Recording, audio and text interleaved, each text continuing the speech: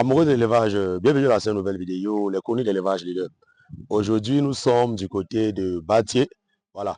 Donc, c'est comme ça déjà la deuxième descente que nous effectuons sur ce site pour l'évolution des travaux. Donc, aujourd'hui, nous avons effectué la descente sur le site avec le plombier. Donc, nous sommes au niveau de Batier, plus précisément au niveau de... C'est Bapa, non? Voilà. Donc, nous sommes avec le plombier aujourd'hui sur le site, déjà pour voir dans quelle mesure il doit commencer avec les travaux. Et aussi pour vérifier déjà l'évolution de l'avancement des travaux sur le site. Parce que comme vous pouvez voir, tu peux filmer le bâtiment. Hein. C'est un très grand bâtiment. C'est un très grand bâtiment qui est en construction ici. Mais déjà, comme je dis toujours, on a donné les plans aux propriétaires, mais une fois sur le site, on a constaté que bon, il y a certaines modifications encore apportées au bâtiment. Parce que là, vous voyez, comme vous constatez avec nous, là, c'est la porcherie. Vous allez voir que la porcherie, les maçons, ils ont trop fermé la porcherie. Comme vous pouvez observer dans la vidéo, la porcherie est tellement fermée. Ce qui fait que par loge, quand vous observez, il a juste mis une petite zone d'aération. Quand on lui pose la question, il fait comprendre que bon, c'est pour la sécurité et qu'il faut aussi froid ici.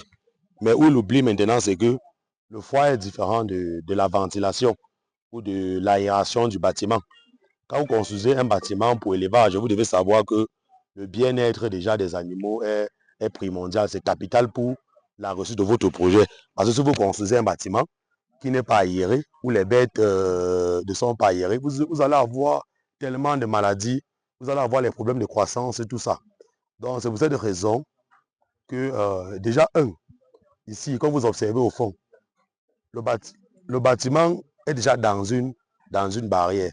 Quand le bâtiment est déjà dans une barrière, on n'a plus trop besoin d'élever ainsi. Parce que moi, je dis généralement que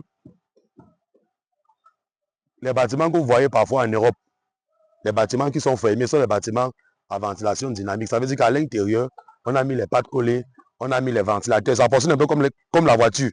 Ça veut dire quand il fait froid, on démarre, ça réchauffe un peu. Quand il fait chaud, on démarre, ça baisse la température.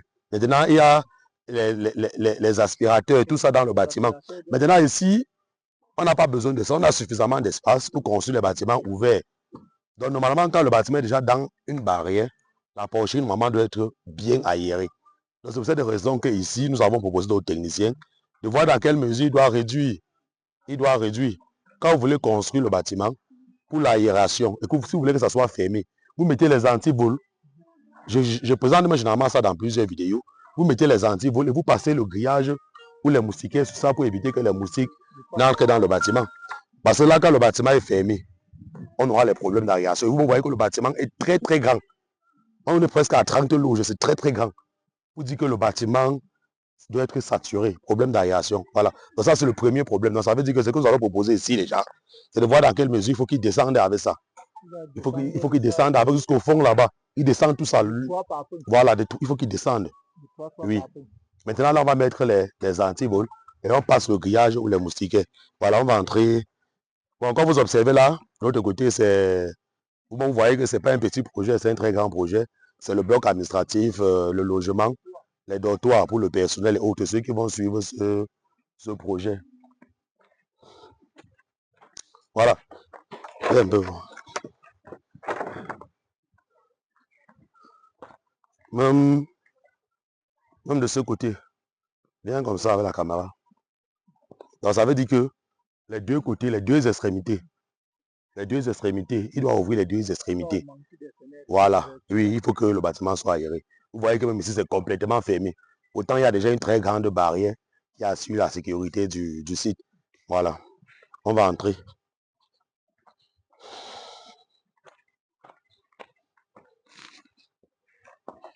Bon. Comme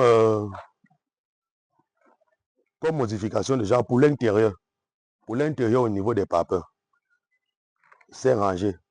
C'est bon. Là, on est à 1,20. C'est bon.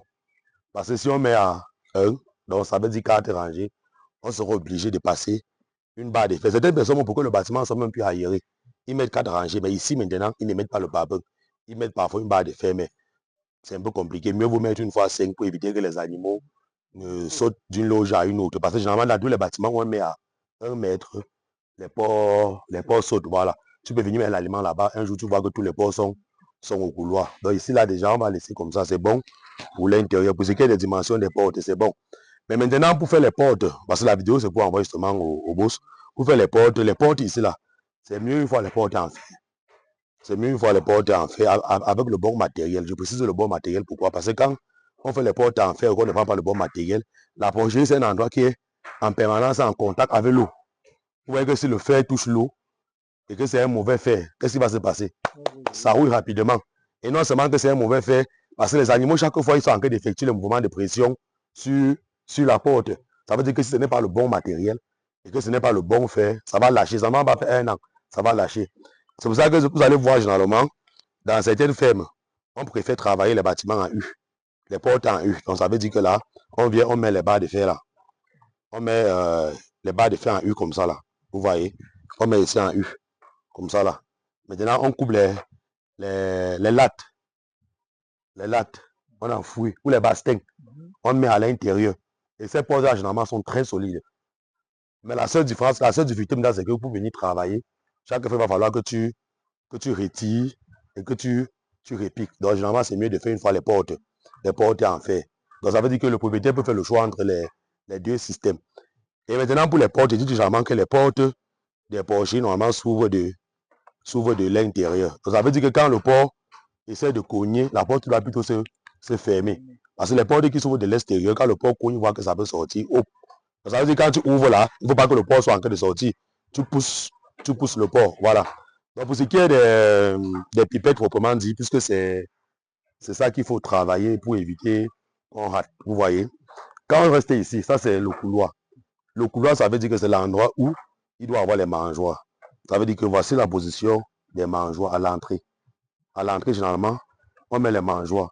On met les mangeoires ici pour que quand tu restes là-bas, tu n'as pas besoin d'entrer quand tu as fini de nettoyer pour servir. Ça veut dire que là, c'est l'endroit des mangeoires. On peut mettre les mangeoires là.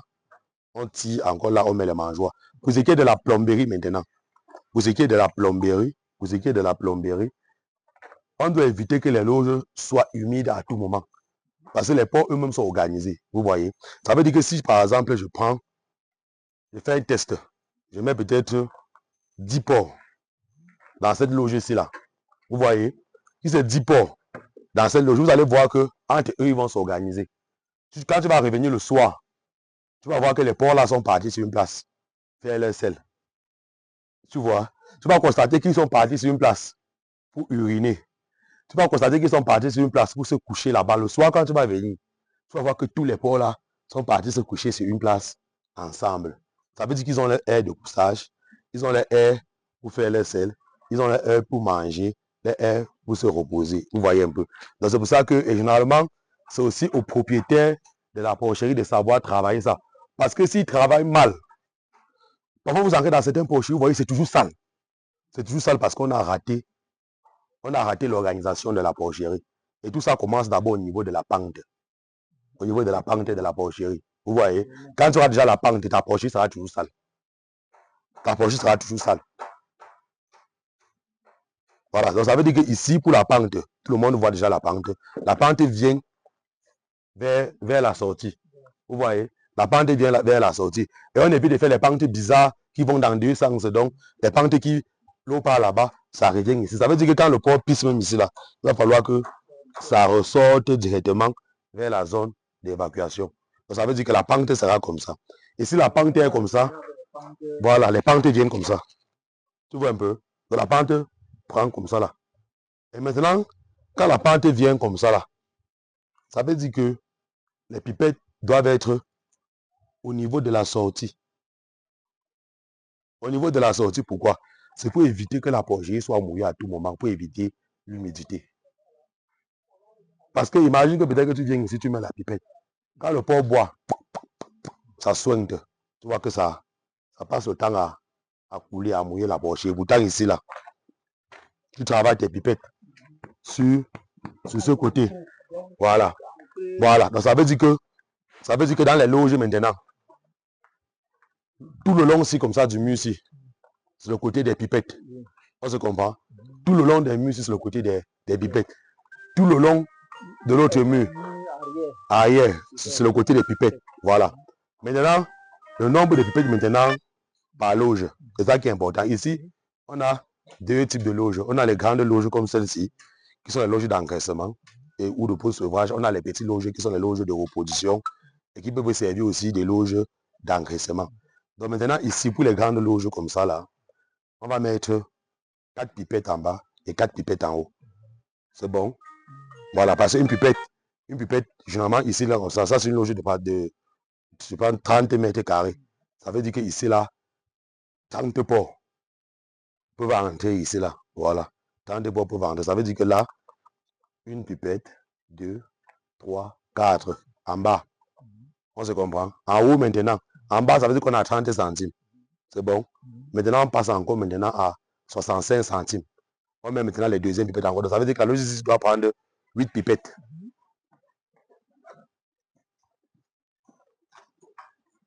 C'est bon, non? Voilà. Dans la logistique, prend 8 pipettes.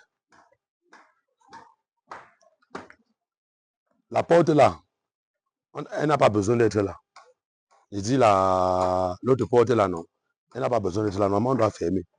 Par loge, une porte suffit. Oui, par loge, une porte suffit. Dans l'autre porte là, ça n'a pas vraiment de place. Donc, ça va de moi. Non, ça va de moi, on fermait la porte là. Oui. Bon, tu peux laisser, après je vais t'envoyer la vidéo, tu vas suivre écrit. Bon, on va continuer. Viens. Bon. Donc ça veut dire que où ils ont mis deux portes par loge là, c'est pas important, ils ferment. Oui. Ici, ils laissent la porte ici, puisque c'est la même chose que j'ai expliqué là-bas. Ils ferment la porte ici. C'est bon, non? Maintenant, ici, là, ce qu'ils voulaient montrer encore. Ici. Ça là, comme ça là. On retire ça. On retire ça. Oui. On retire. Partout. Toute la porte doit être à ce niveau. 1, 2, 3, 4, 5. C'est bon. 1, 20. Pas plus. Donc ici, là où ils ont mis plus, ça regarde ma taille. Et c'est d'abord court. Ça veut dire que si je veux même servir, je ne peux même pas servir la loge ici là. Même s'il faut. Non, le problème c'est que je suis en train de prendre à partir de là. Tu vois là. Tu vois que si on prend là, ça fait 1, 2, 3, 4, 5, 6, c'est beaucoup. Il faut qu'il enlève un marque. Oui, moi-même d'abord, moi voici, je vois même d'abord ce qu'il y a dedans. Pour voir même les porcs ici dedans. Moi étant même d'abord, il faut que je saute seulement pour voir. Peut-être que je suis censé venir chaque matin regarder mes porcs d'abord comme ça avant de commencer à travailler. Je n'ai pas venu commencer à sauter. Donc ça veut dire que oui, ils ont fait plus là. Ils retirent, même ici devant. Donc même ici devant. Oui.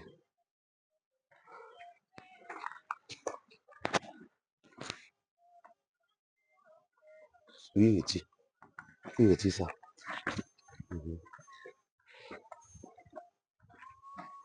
Salut.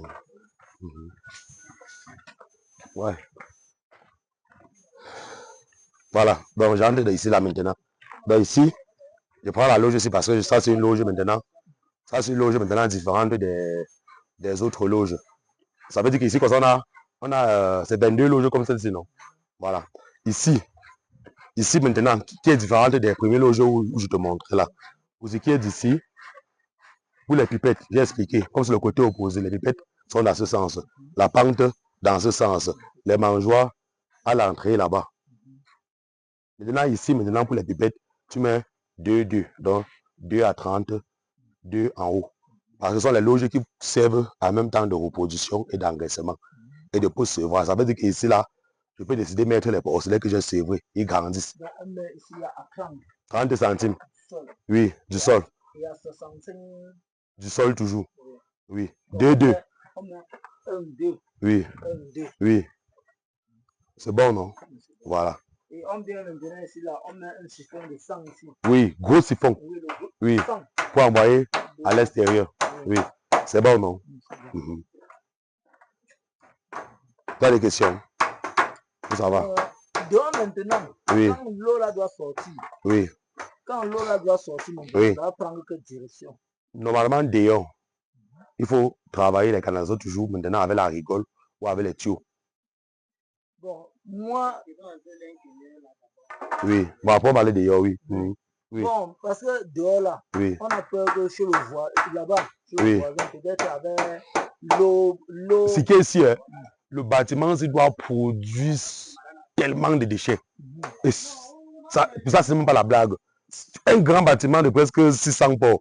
Par exemple, si vous prenez même 600, ça va produire tellement de déchets et tellement d'eau. Dehors là, Il va falloir la fosse. Une fosse. Oui, où on doit diriger tout ça à l'intérieur. Okay. C'est possible deux fosses.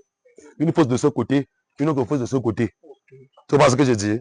Parce que tirer aussi maintenant une canalisation, étant d'ici jusqu'au fond, ce n'est pas aussi facile. C'est pour ça que parfois on peut travailler en deux côtés. On peut travailler un côté comme ça, un côté comme ça. Creuser les deux côtés. Oui. Le côté là, sa fosse, et le côté c'est sa fosse. Oui. Parce qu'on peut retirer ici là, ensemble, on met le 125 pour partir. Ça part avec, voilà. Ça veut dire que d'ailleurs, on peut envoyer ça chez le voisin. Il faut la fosse parce que les déchets ici sont énormes. Sauf si peut-être comme c'est la bourse là, on peut envoyer ça là-bas pour un début. Voilà, parce que tu ne connais pas son comportement. Voilà. Et c'est le marigot que les gens utilisent. C'est-à-dire que si tu envoies les déchets là-bas, ils vont commencer à t'envoyer les esprits la nuit. Donc ça veut dire qu'ici, c'est la même chose. C'est bon, non? C'est la même chose, c'est la même chose. Ça là, comme j'ai expliqué, là, il faut qu'ils travaillent ça pour que le bâtiment ne soit pas assez fermé. C'est un très grand bâtiment. Il y a déjà la barrière pour qu'on dise que la sécurité, oui. Ouais, je pense que c'est tout. Je pense au fond, c'est le magasin. Hein. Non, c'est toujours la loge. Oui, à la barrière.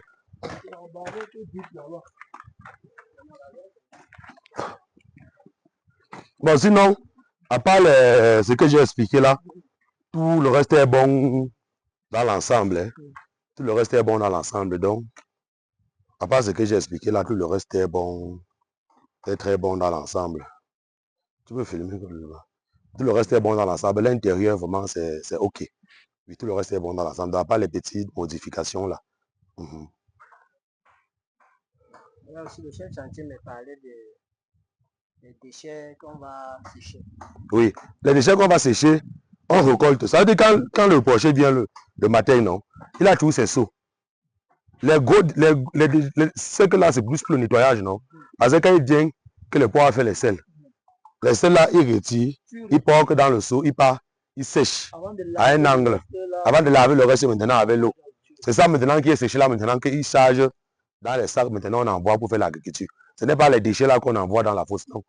C'est les déchets de nettoyage qui partent dans la fosse. Voilà, là je comprends. Maintenant, c'est là où on va déverser les déchets qu'on va sécher. Pour sécher, non, on peut faire ça quelque part là-bas en haut. Il faut que ce soit... Bon, ça va être trouvé. Oui, c'est ça que je dis que comme il y a l'espace, il peut faire ça quelque part là-bas en haut, dans la cour, en attendant qu'on construise le second bâtiment, non. Puisque c'est un truc qui sèche, après il porte, il met dans les sacs, et ça sort, ça part au champ. Les gens viennent acheter pour partir avec. Non, parce que lui, le matin, il parlait que ça peut... Oui. On va trouver un espace là-bas pour faire ça. Par semaine, ça va être beaucoup. Oui. Et constamment, ça va aussi sortir. Oui. Si ça va sortir. Oui, ça va aussi sortir constamment. On va trouver un espace là-bas pour faire ça. Ça va sortir. Tu peux même sécher tes petits portes, tu peux en garder ailleurs.